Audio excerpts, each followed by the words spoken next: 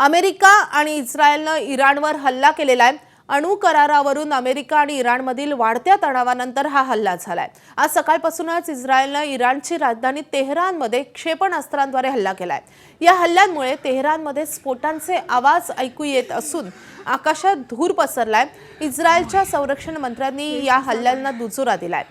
तर प्रतिबंधात्मक कारवाई म्हणून हा हल्ला केल्याचं इस्रायलकडून सांगण्यात आलंय। दुसरीकडे इराणकडून होणाऱ्या प्रतिहल्ल्याची शक्यता लक्षात घेऊन इस्रायलमध्ये सायरन वाजू लागलेत। तसेच शाळा महाविद्यालय बंद ठेवण्यात आली आहेत। शिवाय लोकांना सुरक्षित स्थळी जाण्याची सूचनाही देण्यात आली आहे।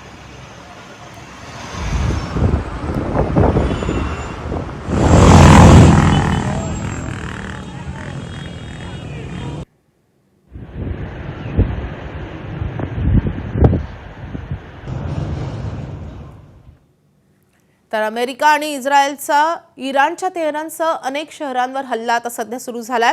तबरीज, कोम, खोरमाबाद आणि एस्पनाबादमध्ये हल्ला झाल्याचं वृत्त समोर येत आहे। तेहरानमधील मेहराबाद विमानतळावरही हल्ला झाल्याचं समजतंय। या हल्ल्यानंतर इराणची एअर स्पेसही बंद ठेवण्यात आलेली आहे। तर इस्रायल आणि अमेरिकेनं इराणच्या महत्त्वाच्या शहरांना आता लक्ष्य केलेलं आहे। तबरीज, कोम आणि खोरमाबाद त्यासोबतच एस्फहान या सगळ्या शहरांमध्ये हल्ला झाल्याची माहिती समजते। राजधानीसह महत्त्वाच्या शहरांना इस्रायल आणि अमेरिकेकडून लक्ष्य केलं जात आहे। तर अमेरिका आणि इस्रायलनं इराणवर एकत्रित हल्ला केलेला आहे। इराणचे सर्वोच्च नेते आयातुल्ला अली खामेनी यांच्या कार्यालयाजवळही हल्ला झालेला आहे। मात्र खामेनी तेहरानमध्ये नसल्याची माहिती समजते। खामेनी यांना सुरक्षित स्थळी हलवण्यात आल्याची माहिती रॉयटर्सनं दिली आहे। तर इराणचे सर्वोच्च नेते खामेनी यांच्या कार्यालयाजवळ थेट हा हल्ला झालेला आहे। पहिल्याच दिवशी जो काही हल्ला झालेला आहे तो थेट खामेनी यांच्या कार्यालयावर झाल्यामुळे आता यामुळे देखील खळबळ निर्माण झालेली आहे। मात्र सध्या खामेनी हे तेहरानमध्ये नसल्याची माहिती समजते। या संदर्भात रॉयटर्सनं एक महत्त्वाची अपडेट दिलेली आहे। रॉयटर्सनुसार खामेनी यांना सध्या सुरक्षित स्थळी हलवण्यात आलं आहे।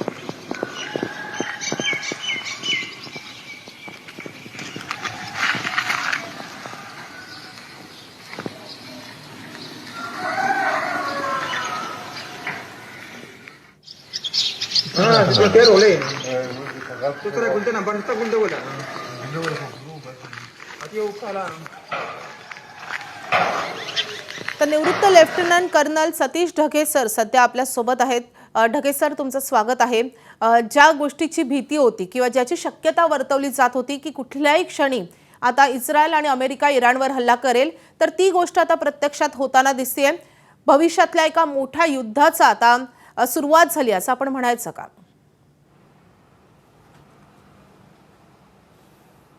नक्कीच माधवी, दुर्दैवानं मागच्या काही काळामध्ये आपण पाहत होतो की पश्चिम आशियामध्ये स्फोटक परिस्थिती निर्माण झाली होती आणि त्यामध्ये ठिणगी टाकण्याचं काम इस्रायलच्या या हल्ल्याने त्या ठिकाणी झालेलं आहे।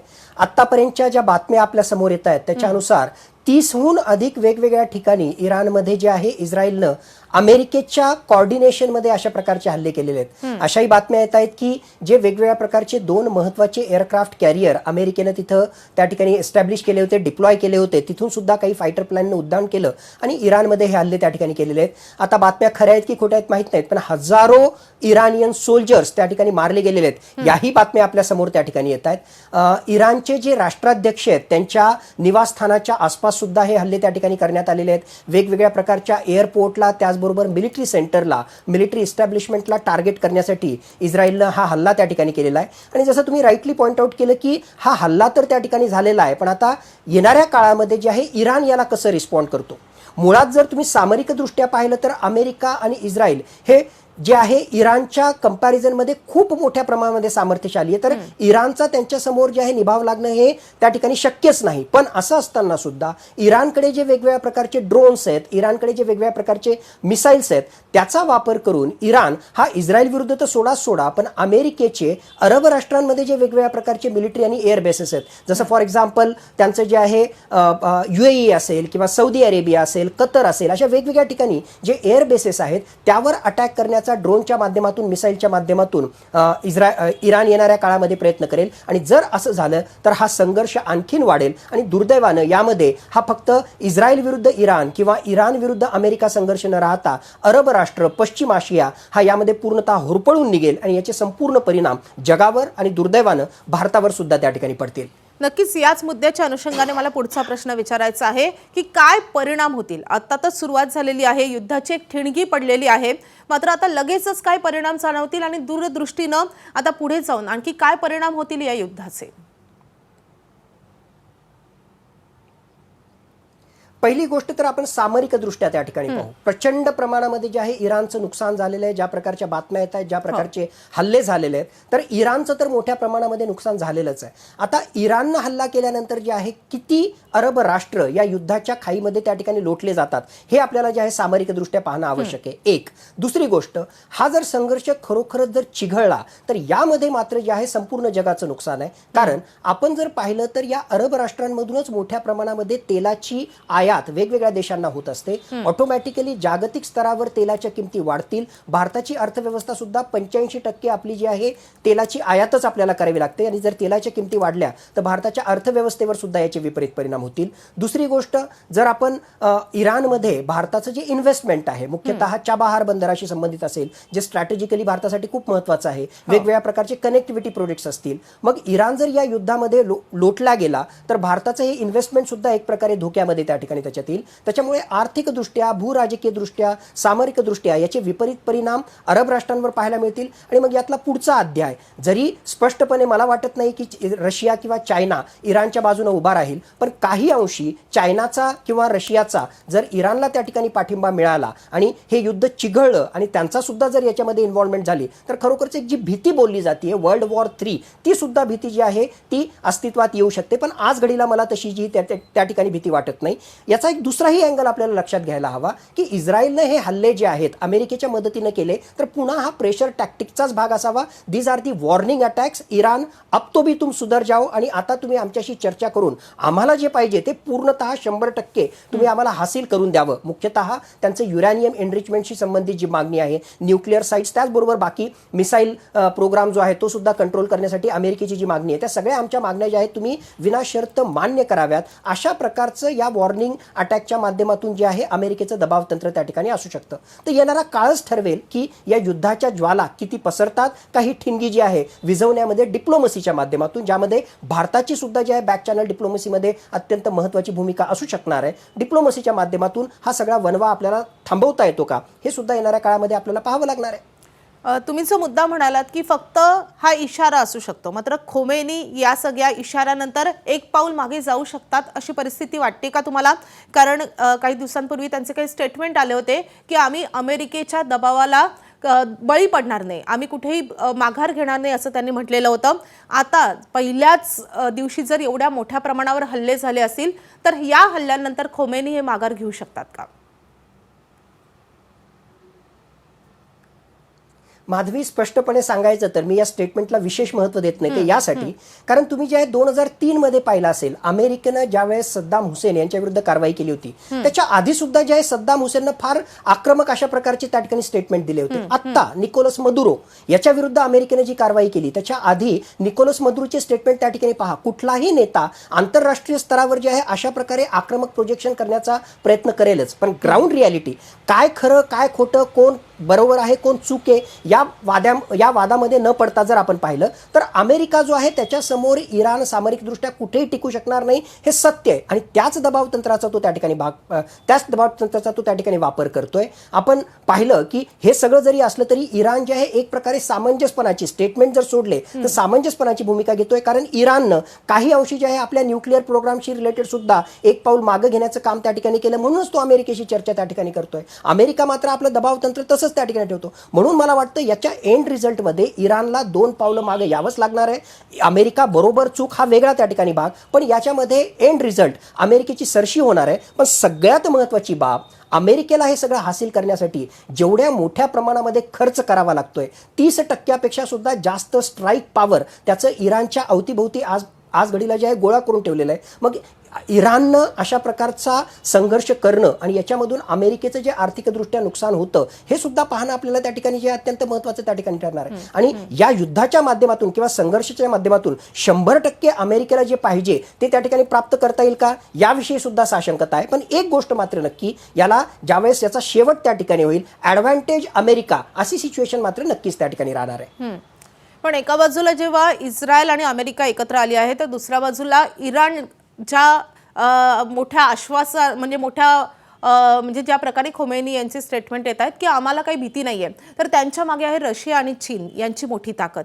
तर या अनुषंगानं चीन आणि रशिया ह्यांची आता कशी भूमिका असणार आहे आणि या दोन देशांची जर ताकद पूर्णपणे इराणला मिळाली तर या युद्धाचं स्वरूप नेमकं कसं होऊ शकतं?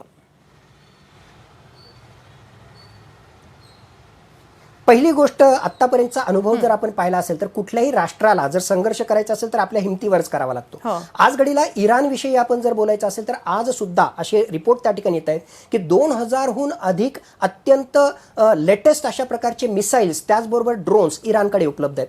फक्त या मिसाईल्सच्या आणि ड्रोनच्या हिमतीवर इराण जो आहे अमेरिकेचे जे अरब राष्ट्रांमधले वेगवेगळ्या प्रकारचे मिलिटरी आणि एअर बेसेस आहेत त्याला टार्गेट करण्याची क्षमता नक्कीच इराणमध्ये आहे. इराणकडे लेटेस्ट अशा प्रकारचे हायपरसोनिक मिसाईल आहेत ज्याची स्पीड 13 ते 15 मॅक म्हणजे आवाजाच्या 13 ते 15 पट एवढी मोठी आहे. आणि म्हणजे नक्कीच इराणकडे जे आहे काही आर्सेनल, काही अशा प्रकारची शस्त्रास्त्र ही उपलब्ध आहेत ज्याच्या आधारावर तो अशा प्रकारचा संघर्ष हा त्या ठिकाणी वाढू शकतो. याच्या सोबतीला विकन जरी झाले असले तरी हिजबुल्ला सारखे जे ग्रुप आहेत, हुती सारखे जे ग्रुप आहेत आणि सर्वात महत्त्वाचं स्ट्रेट ऑफ हॉर्मुझ मध्ये एक प्रकारे कोंडी करण्याचं सामर्थ्य अजूनही इराणकडे आहे. आणि जर असं झालं तर मोठ्या प्रमाणामध्ये अमेरिकेचं आणि त्याचबरोबर जगाचं स्पेशली तेल वाहतुकीशी संबंधित जे आर्थिक हित आहे हे खतऱ्यामध्ये येऊ शकतं, धोक्यामध्ये येऊ शकतो. हे इराण चांगल्या रीतीने ओळखतं. तर हे जे आहे इराणच्या बाजूनं पॉझिटिव्ह पॉईंट आहेत. चायना आणि रशियाचा पॉईंट, यस, आज घडीला ॲटलिस्ट ज्याला आपण म्हणतो की लिप सर्व्हिस, ॲटलिस्ट शब्दाच्या माध्यमातून जो आहे तो इराणच्या बाजूने त्या ठिकाणी उभा आहे. पण खरोखरच बूट्स ऑन ग्राउंड खरोखरच चायना आणि रशिया आपलं सैन्य इराणच्या बाजूने त्या ठिकाणी उभा करेल का? मी साशंक आहे, मला वाटत नाही की असं त्या ठिकाणी होईल. कारण जर असं खरोखरच करायचं असतं तर जून 2025 मध्येच इराणच्या बाजूला जे आहे रशिया आणि चायनानं आपलं सैन्य त्या ठिकाणी उभा केलं असतं. रशिया ऑलरेडी युक्रेन आणि नेटो राष्ट्र आणि सोबतीला अमेरिका यांच्या विरुद्ध लढण्यामध्ये जे आहे त्या ठिकाणी बिझी आहे. त्यामुळे रशिया आणखीन त्याचं जे सगळं शस्त्रास्त्र म्हणा किंवा त्याचे वेगवेगळ्या प्रकारचे म्हणजे सैनिक जे आहेत ते इराणच्या मदतीला त्या ठिकाणी उभा करू शकत नाही. चायना नक्कीच त्याचं आर्थिक हित, मुख्यतः या पेट्रोलियम पदार्थाच्या आयातीशी संबंधित आर्थिक हित अरब राष्ट्रांशी संबंधित त्या ठिकाणी आहे. पण चायना सुद्धा उघड अमेरिकेशी इराणच्या माध्यमातून पंगा घेईल ही शक्यता कमी आहे. जर पंगाच घ्यायचा असेल तर तैवानच्या प्रश्नाशी संबंधित अमेरिका विरुद्ध चायना हा संघर्ष त्या ठिकाणी होऊ शकतो. म्हणून इन नटशेल मला वाटतं की चायना आणि रशिया प्रत्यक्षरित्या चायनाच्या इराणच्या बाजूला त्या ठिकाणी उभा राहणार नाही, पण इंटेलिजन्स सपोर्ट, काही अंशी जे आहे वेगवेगळ्या प्रकारची शस्त्रास्त्र यांचा सपोर्ट जो आहे चायना आणि रशिया हे इराणला त्या ठिकाणी देऊ शकतात. पण हे सगळं डिपेंडंट आहे की इराण कुठल्या स्थितीपर्यंत आक्रमकता त्या ठिकाणी दाखवतो, कुठल्या लेवलपर्यंत या संघर्षाला त्या ठिकाणी पुढे घेऊन जातो. खरं तर मोदी अगदी आता 2-3 दिवसांपूर्वीच इस्रायल दौऱ्यावरून जाऊन आलेले आहेत. मोठे ॲग्रीमेंट झालेले आहेत दोन्ही देशांमध्ये. आपण मोदी आणि नेतन्याहू यांची मैत्री पाहिलेली आहे या दौऱ्यामध्ये. एकूणच भारताची काय भूमिका असणार आहे? कारण इराणही भारताचा काही शत्रू नाही आहे. इराणशी देखील द्विपक्षीय संबंध आपल्याला कायम ठेवायचे आहेत आणि इकडे इस्रायलशी देखील संबंध तसेच चांगले ठेवायचे आहेत. अमेरिकेशी दुश्मनी घेऊनही चालणार नाही. तर भारताची भूमिका कशी असणार आहे या युद्धाच्या अनुषंगाने?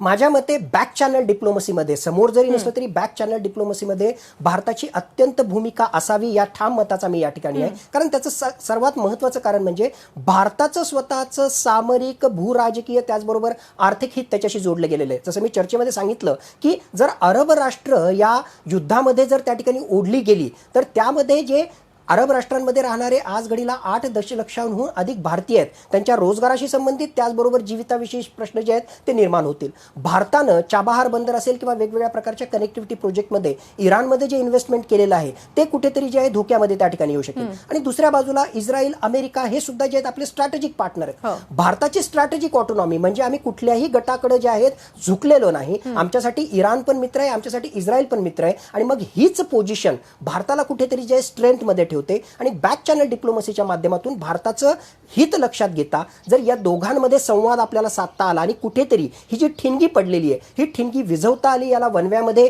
कन्व्हर्ट करण्यापासून जर रोखता आलं तर नक्कीच यामध्ये भारताचं हित आहे, त्याहून महत्त्वाचं अरब राष्ट्रांचं हित आहे आणि अल्टिमेटली जगाचं हित आहे. म्हणून भारताच्या या पहल या इनिशिएटिव्हला अरब राष्ट्रांकडून सुद्धा, ज्यामध्ये सौदी अरेबिया असेल, UAE असेल, कतर असेल आणि इतर अरब राष्ट्र सुद्धा जे आहेत सपोर्ट करतील असं मला स्ट्रॉंगली वाटतं. आणि मग भारताच्या या भूमिकेला अप्रत्यक्षरित्या जे आहे रशियासारखं राष्ट्र सुद्धा त्या ठिकाणी सपोर्ट करेल. म्हणून मला वाटतं भारत हा स्ट्रेंथच्या पोझिशनमध्ये आहे या दोघांच्या मध्ये समेट घडवून आणण्यासाठी. उघडच भारताने हे सगळं केलं पाहिजे अशातला भाग नाही, पण बॅक चॅनल डिप्लोमसीच्या माध्यमातून भारतानं एक प्रकारची जी आहे अत्यंत सकारात्मक भूमिका त्या ठिकाणी निभवावी, कारण त्यात भारताचंही हित आहे आणि जगाचं हित आहे. तुम्ही भारताच्या मित्रांविषयी आपण आता बोलत होतो, मात्र भारताचा सगळ्यात मोठा शत्रू पाकिस्तान आणि अफगाणिस्तान यांच्यामध्ये सध्या युद्धजन्य परिस्थिती निर्माण झालेली आहे. दोन्ही बाजूनी एकमेकांवर हल्ले सुरू आहेत. या सगळ्या हल्ल्यांकडे, या युद्धजन्य परिस्थितीकडे आपण कसं पाहायचं?